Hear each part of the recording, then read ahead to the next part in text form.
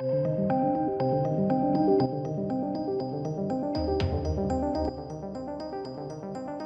welcome to the channel, ladies and gentlemen. We're going to be taking a look at Supergirl and Batman. Superman, Mr. H. Superman. Potential Man of Steel 2. Now, I'm not going to say that this is, I don't know, even really realistic in terms of like where it's come from. I wouldn't say that it's a hugely reliable source. I'm not going to say it's bad either. I just think that some of this is kind of inevitable, I guess. And we'll get into the reasons why. Two things straight off from the bat. First one, I am making a movie. Check it out. There's a link down below in the description box.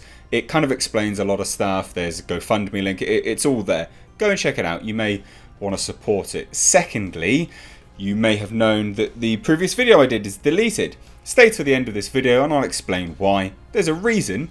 And it begins with R whoosh, and I'll get to that at the end.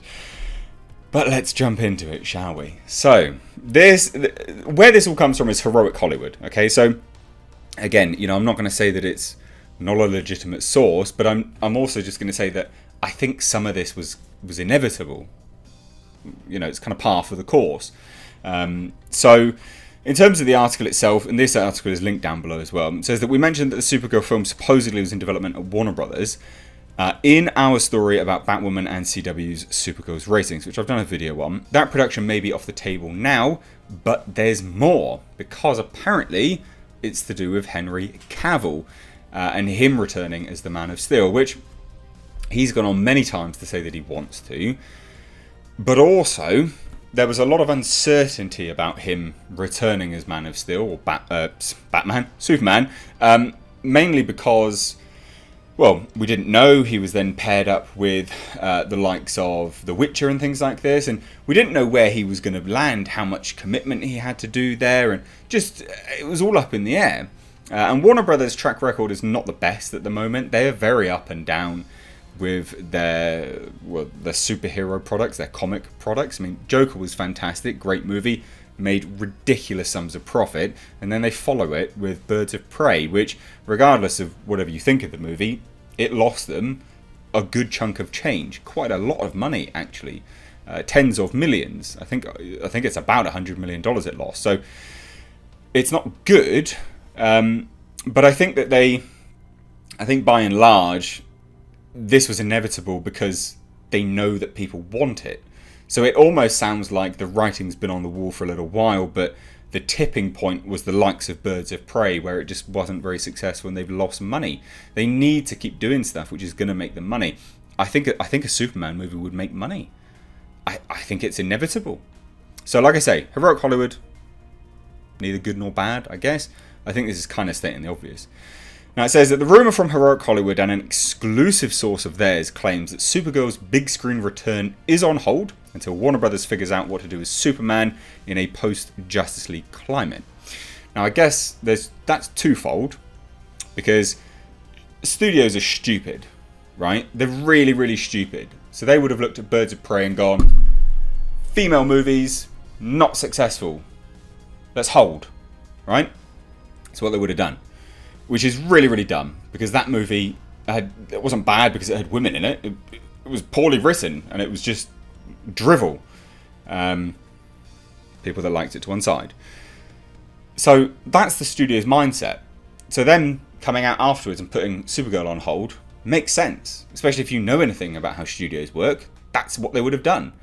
So it's on hold, and then of course we need to know what they're doing with Justice League, with the DC Universe, and how they're going to be moving things forward.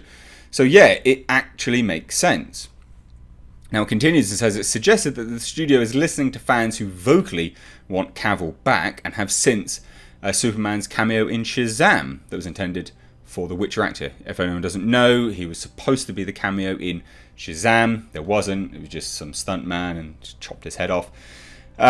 And again, continues further and says Cavill made it rather clear multiple times that he wants to stay in the role. In fact, he knows what story he'd like to adapt. During a live stream leading up to the release of Mission Impossible Fallout, he pointed to 2005 story Superman for Tomorrow by Brian Azzarello, Jim Lee and Scott Williams. Millions of people, including Lois Lane, disappear while Supes is off-world. He talks to a priest and saves the world in a most magnificent way, which is stuff Cavill wanted to explore. He said, and I quote, "There's a lot of weight to it. I don't know if it's the exact one I'd make a movie out of, but I definitely take tons from it. You really get an insight into Superman's mind. He talks to a priest a lot, and you see him trying to save the world in literally the most magnificent of ways."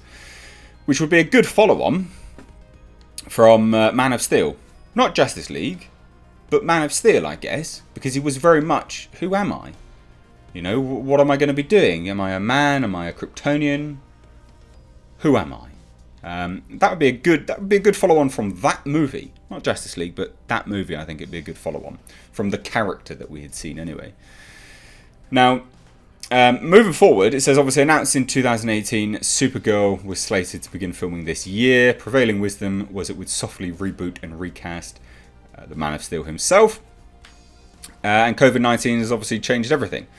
So, yeah, weird. And Michael Shannon actually came out in Australia and said about playing Zod again. He said, "Wow, that's interesting. I swear to God, I'm not kidding. You're breaking this news to me. I'll have to look into that. Zod again, I don't know. It's been a while. I'm a little older and creakier now. I'm not sure I could do all the moves." I mean, obviously he's not confirmed the role or anything like that. I think he's just being asked if he would. Which, yeah, no. I mean, why? Yeah, maybe, I guess. Kind of would make sense to some degree, I guess, if you're having Supergirl. But outside of that, there's not too much else to go into, right? We just go into the obvious elements of Henry Cavill always wanting to play Superman. He's always wanted to do it. It's his role. He likes it. Personally, I think he'd make a great James Bond. But that's just me. I don't begrudge seeing him back as Superman. I think he'd be fine. I think he needs better direction. But I think he's a good Superman, by and large. I don't think he's the best or anything, but I think he's a good one. I just think he needs better direction. Now, I think this is all obvious, to be perfectly honest. Again, we've got to follow the track record. Birds of Prey, bombed, lost about $100 million. Warner Brothers is going to be very concerned about female movies because that's how studios operate and they're stupid. Again, it sounds really dumb and you're probably going to think that I'm talking absolute bollocks when I say that, but it's actually the truth. That is how they operate. Okay, so that's what they're going to have done. They would have put it on hold if that is the case anyway. And he's wanted to play it for ages and they need to recoup some money. They've lost money. They know that this would make money. So yeah, it makes sense. What do you think though? Do you want him back? What do you think? Do you think it would just be confusing for the DC universe and what's happening? We've got Batman, new Robert Pattinson, we've got Joker, different. It's all over the place. But then we've still got Wonder Woman, so who knows? Let me know though, down below in the comment section. Please do let me know your thoughts. Please do give this video a like and a share. Also, for return, just any subscribers, make sure your bell notifications are on. YouTube is just blacklisting my channel at the moment. Real shame, but look, it is what it is. Never mind. Just got to say these things from time to time. Now, let's address why the King Shark Constantine video was deleted. So anyone that doesn't want to stay for that and doesn't understand what I'm talking about, please just go. Don't worry about it. But for those that are a little bit bemused by why that's gone, let me explain why. So the whole video was intended as comedy, right? I don't think any self-respecting, grown 30-plus adult, age 30-plus, adult is going to sit there and go, "Can I get out of my loud?" With any air of seriousness. I do think sometimes, and it is really, really unfortunate, actually, being completely serious now. It's very, very unfortunate that some of the British humour does go whoosh over people's heads because it's dry, it's satirical, it's that sort of wit. And it's not apparently obvious. I know, I've worked in the States, and some people just thought I was an arsehole when actually they were intended as jokes, but they thought they were insults. So I get it, some of it goes over people's heads, but it was intended as comedy. But the feedback was two-pronged, and it kind of proved my point, I guess. So the whole thing's a bit of a joke, and the fact that Constantine was being boned by King Shark is a throwaway line. But it's the level of acceptance that we have in society of those kind of things, which, again, kind of proves my point of why that's not good.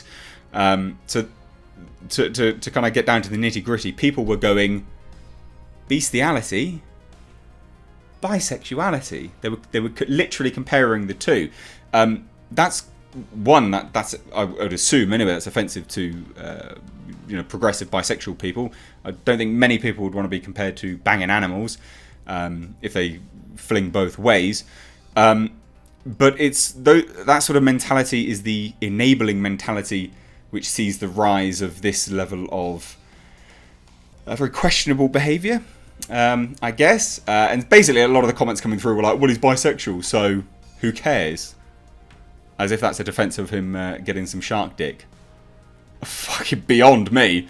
So my intended comedic video became even more of a joke because of the comments that were coming through were utterly laughable, and absolutely proved my point that that's why you shouldn't allow those things.